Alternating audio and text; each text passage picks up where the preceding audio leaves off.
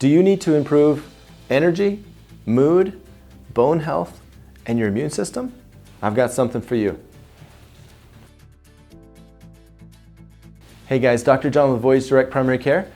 I've been wanting to talk about this for a long time. Super important. This substance that I'm talking about is vitamin D. Vitamin D is essential for our moods, for our immune function, for our energy levels, and for our bone health. It plays many, many roles in our bodies. Those are just a few of the main ones.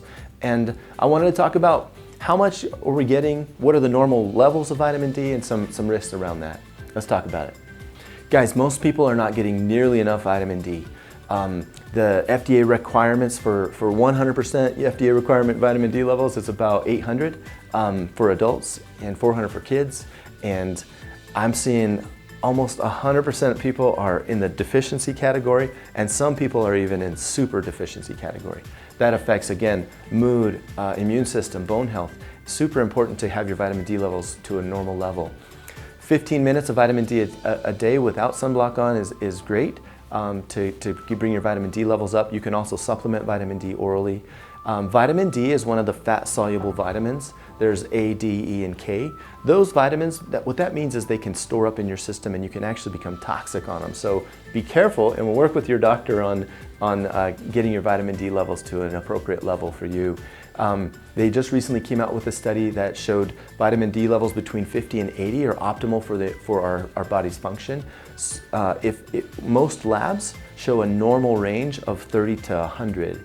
So lots of people are sitting in the 30s and their providers are saying, you're normal, it's okay. We should be bumping people up into 50 and 80 just to optimize immune function, bone health, mood, and energy. Ways to do that, again, over the counter, you can buy lots of vitamin D. I would not take more than your doctor recommends. I'm not going to make recommendations today, as that's not what this is about. It's just about education. There are some nutritional ways that we can increase vitamin D. I'm an avid mycologist, not a mycologist, I guess. I'm just a mushroom hunter. I like to, for fun, go foraging for edible mushrooms, not psychedelic mushrooms that became legal in Oregon recently, but just yummy mushrooms that I like to share with my family. They're a great source of vitamin D, surprisingly, and so you can get some vitamin D from nature as well. If you have questions about your vitamin D level, go get them checked. It's a blood draw.